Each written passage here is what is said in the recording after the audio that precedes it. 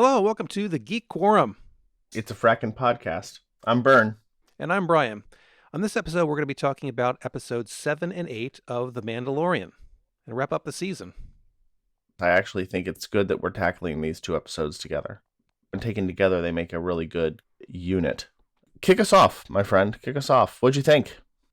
Well, I thought episode 7 was actually the stronger of the two episodes when I look at all the pros and cons of things. Obviously, episode 8 had big turns and it sets up for the future, but there were a few like plot logic-y things that I was kind of questioning in episode 8.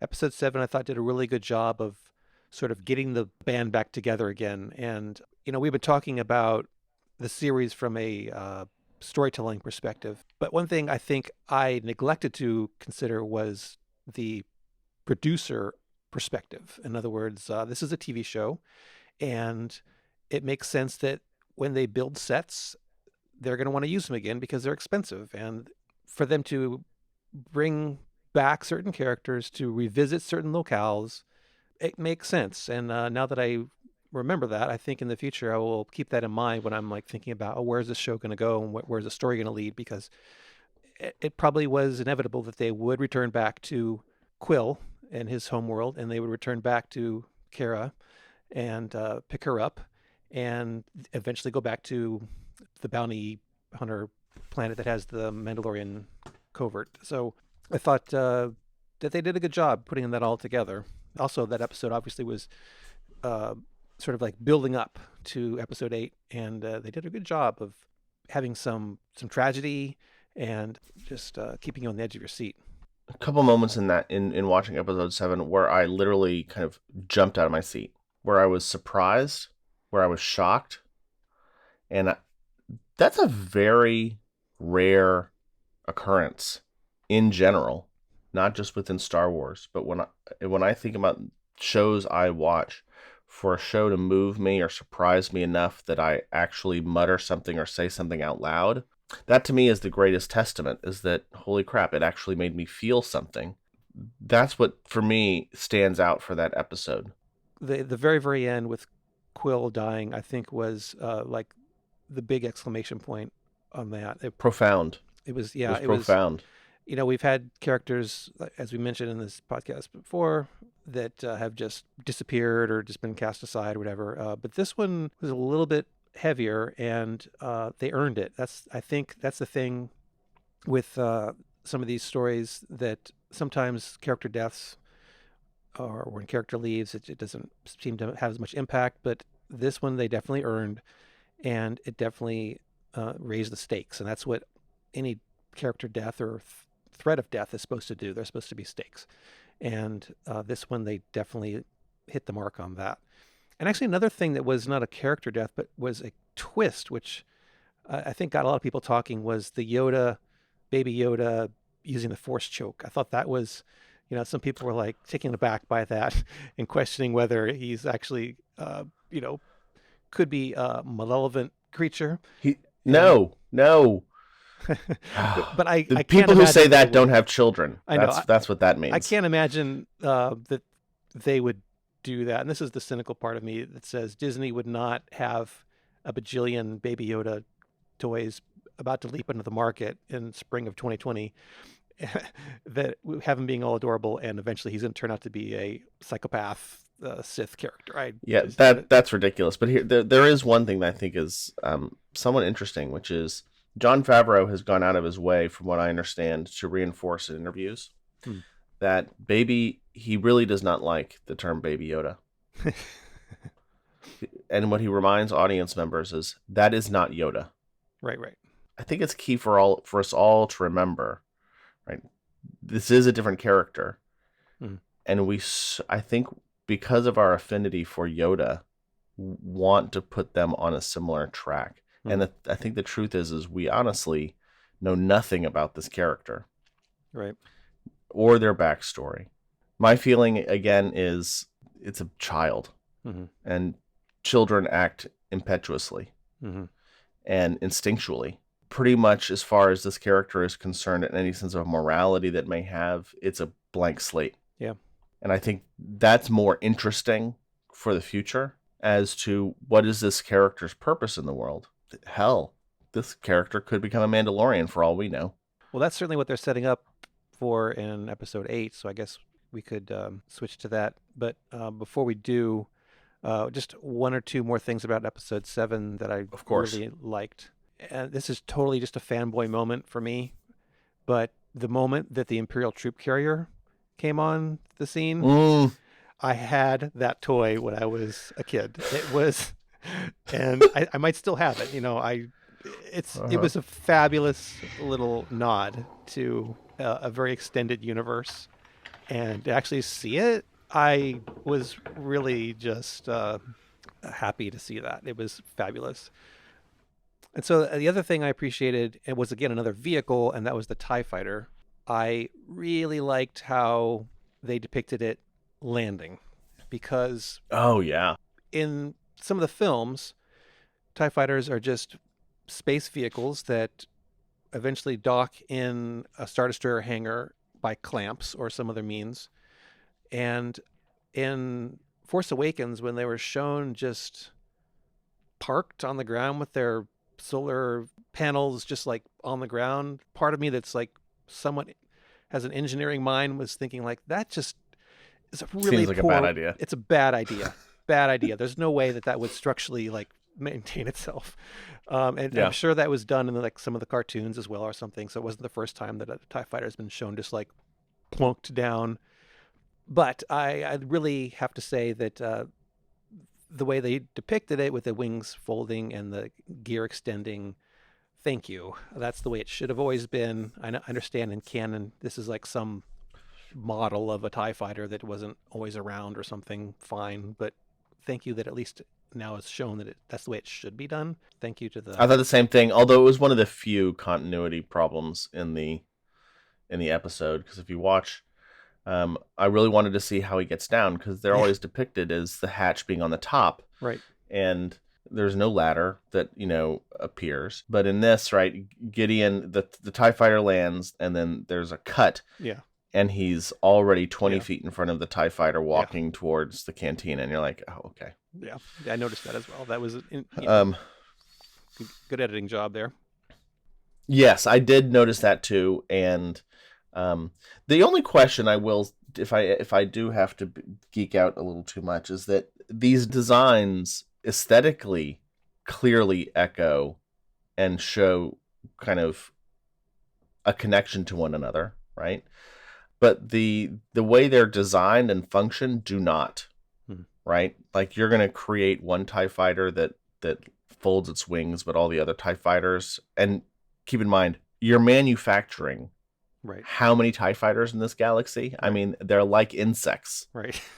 And no one is like, maybe we should think about improving the design of the TIE fighter ever so slightly. Nope, nope. Same design. It just works, guys. Yeah. Let's just go with that. Yeah. Too many TIE fighter designs that are only built for apparently one or two characters in every single movie. That I don't understand. Yeah, that's a good point. But that's getting into the weeds of a little bit.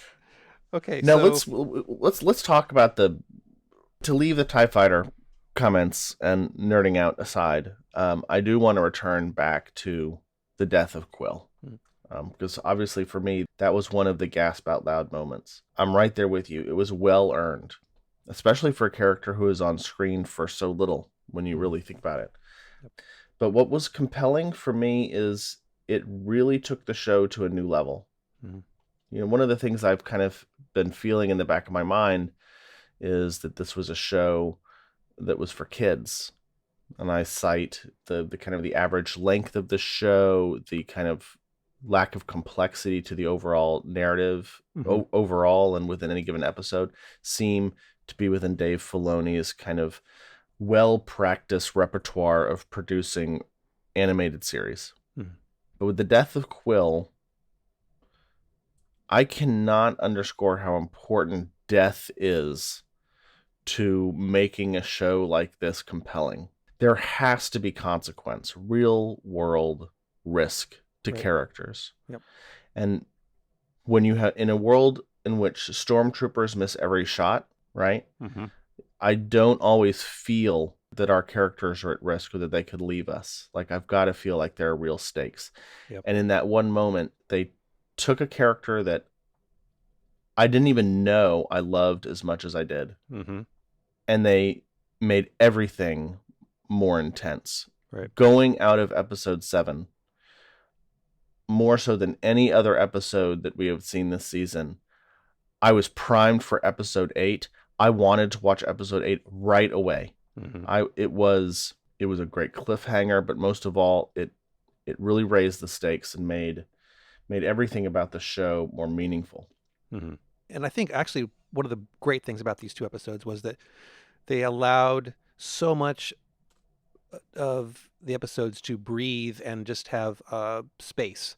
There was in episode 8, obviously the very beginning with the 2 scout troopers just having this conversation for like 2 or 3 minutes. I thought that was great. There was the scene back in episode 7 with Kara doing her little brawling match in that little bar-ish place. All those things, they were just like these little breaks in just like the action and the overall momentum of the story. And I think, not to talk about Rise of Skywalker in this episode, we'll get to that in the future, but one of my big complaints with that movie is it was relentless. There was never any time to breathe. It just felt like it was one thing after another. Yeah. And this one had all these moments where things would somewhat either pause or take a sidestep. Even when there was action happening, it didn't feel like it was something that was just barreling you toward a finish line that they felt like they had to get, like a countdown happening, and they're like, okay, we got to get there. This was like, okay, we're going to get there, but we're going to do this first, and then we're going to pause, and then we're going to do this other thing, and we're going to get there. But, be patient with us, and you're going to enjoy the ride. And we did.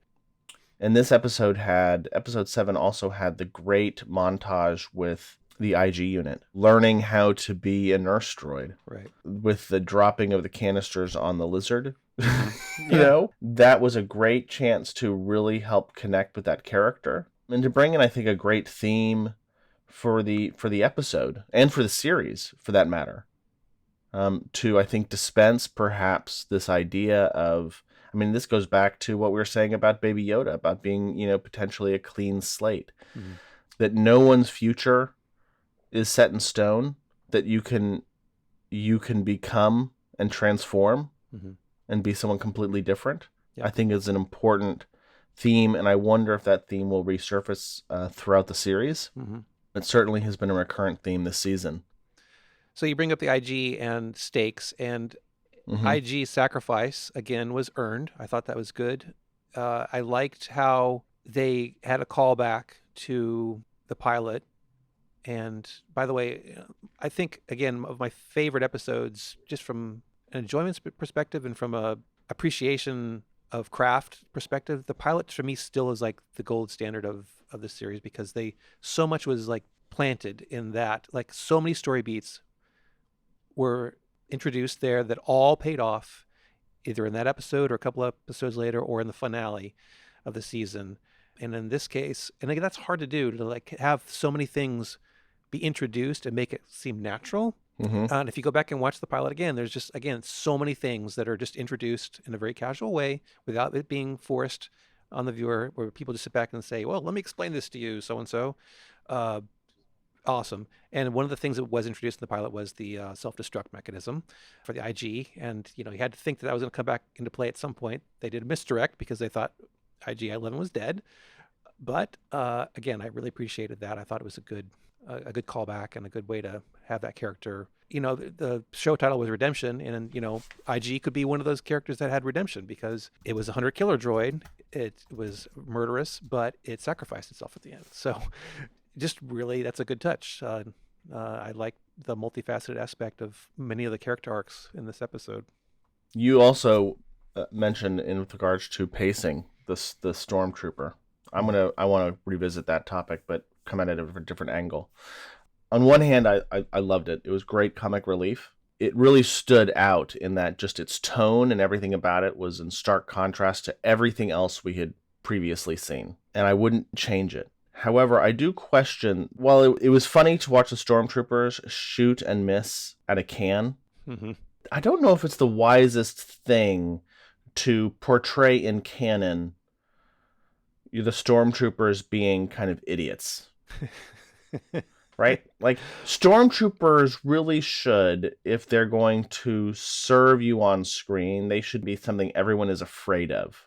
Mm-hmm. And when you portray them as idiots and as, people who miss like Mm-hmm. that, Yeah. I think it undermines that aspect of the story and the universe. Now, bear in mind, stormtroopers can miss, and that can be a great kind of meta part of the universe that fans love and fans make fun of.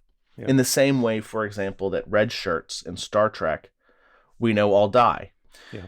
But never do you have Kirk mock the red shirt Right. Right. on the mission, saying like, Yeah. "Oh, you're gonna die." Like, you don't bring that into canon Yeah. at all. Yeah. I think one of the things Um, they might have done to alleviate that, and I wish they had actually, was they had these death shock troopers in the episode with their black garbed helmets and stuff. I would have liked to have seen more portrayal of them being deadly accurate, really effective, and actually sort of being like, if some normal stormtrooper comes up to them and is like, "Can I do whatever?" and having just a complete dismissal by the death trooper, being like, "Dude, we know that you just like signed on to like, you know, get an easy job, and you're really terrible," or something that shows like a little level of stratification of who's really effective mhm. as a soldier, because it seems like the base level stormtroopers,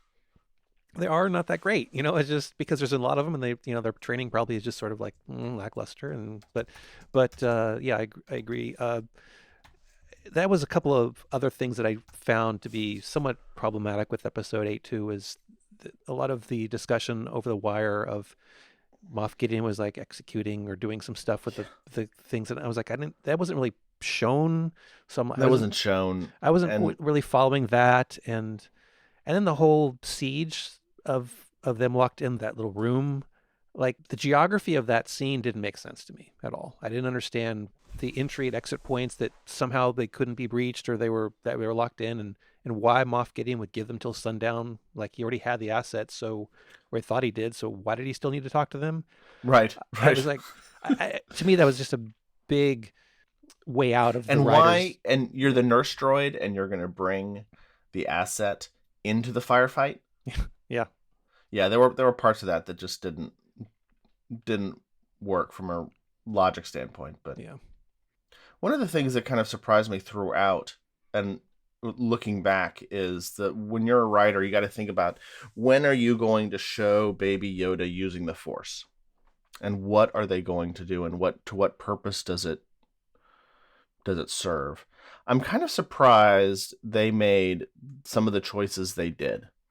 There was the moment in episode 8 where Baby Yoda is holding back the fire.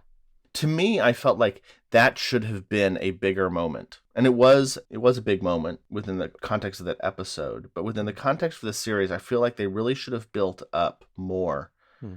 to Baby Yoda's true potential. And I just question why they decided so early on to make Baby Yoda lift a giant mud horn, why Baby Yoda healed a character. I understand why they did it within the context of the story, but I feel like there should have been a bigger buildup and reveal in and of itself.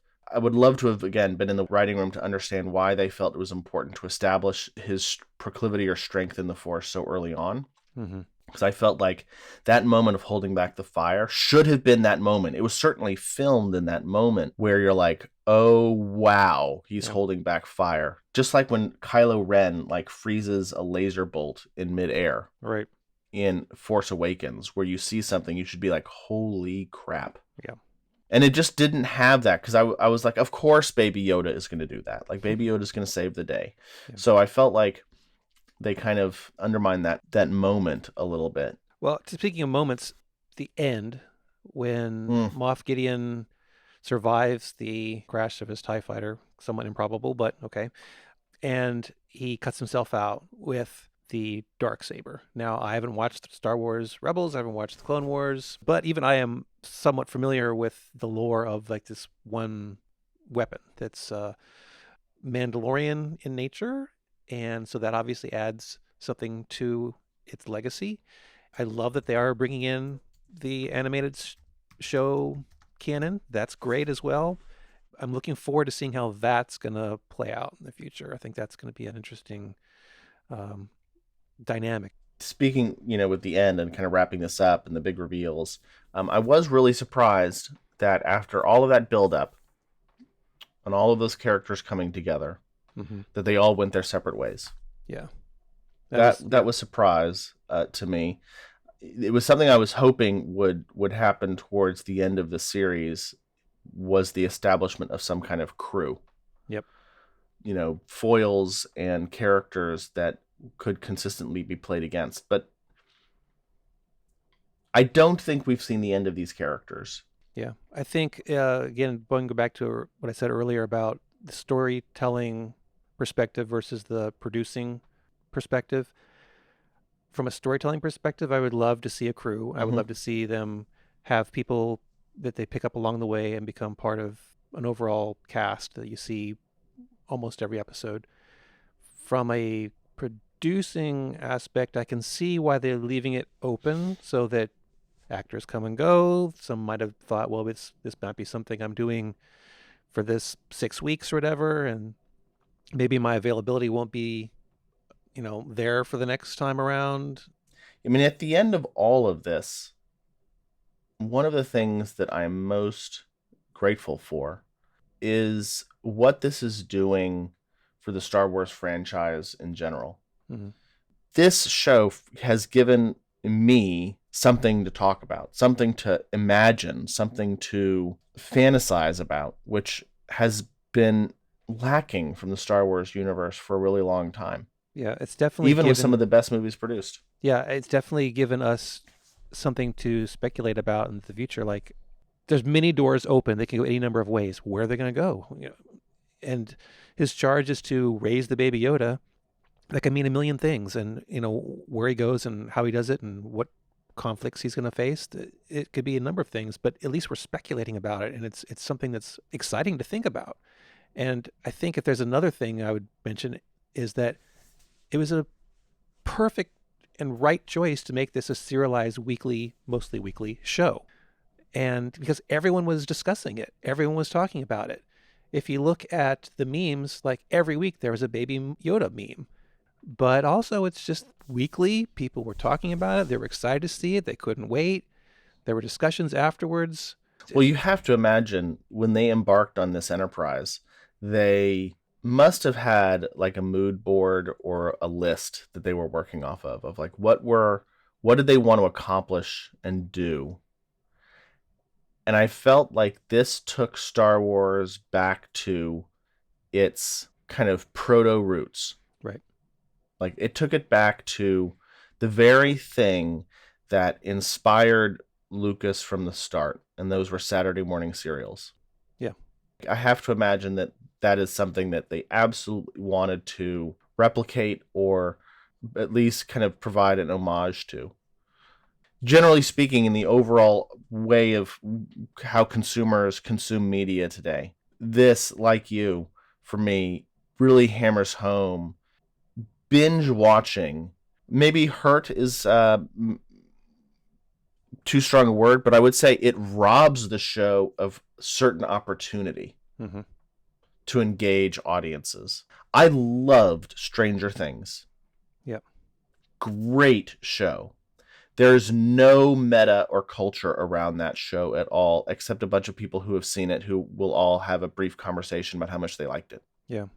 I would say binging and shows that are streamed all at one time are great for the platform in terms of them being just a thing for someone to watch, but they're not good for the individual brand.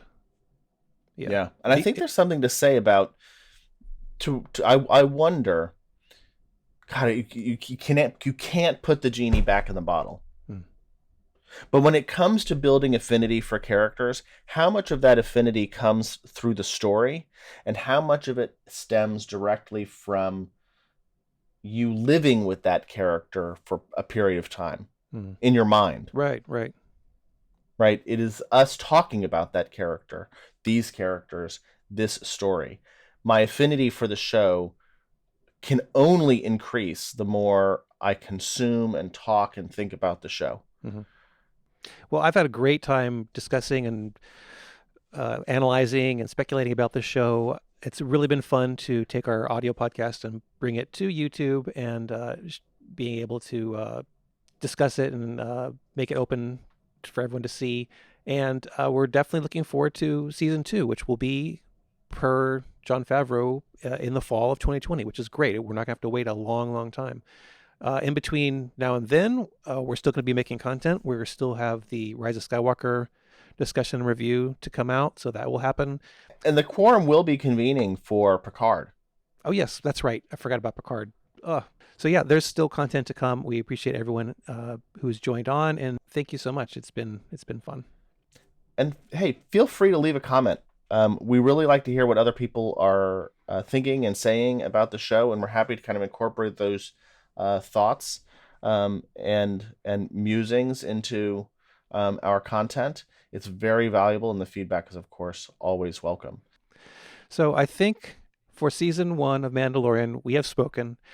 I've put all these episodes in a little playlist on our YouTube channel, so you, if you're just discovering the show at Disney Plus and you're watching through it, you can go through our little playlist and watch all our episodes. And we will see you very soon. Thanks again for watching. See you next time. Bye-bye. Adios. Thanks so much for watching Geek Core. Make sure to smash that subscribe button, turn on the post notifications bell, give this video a big thumbs up, and make sure to share this video with as many people as possible. It really helps our channel.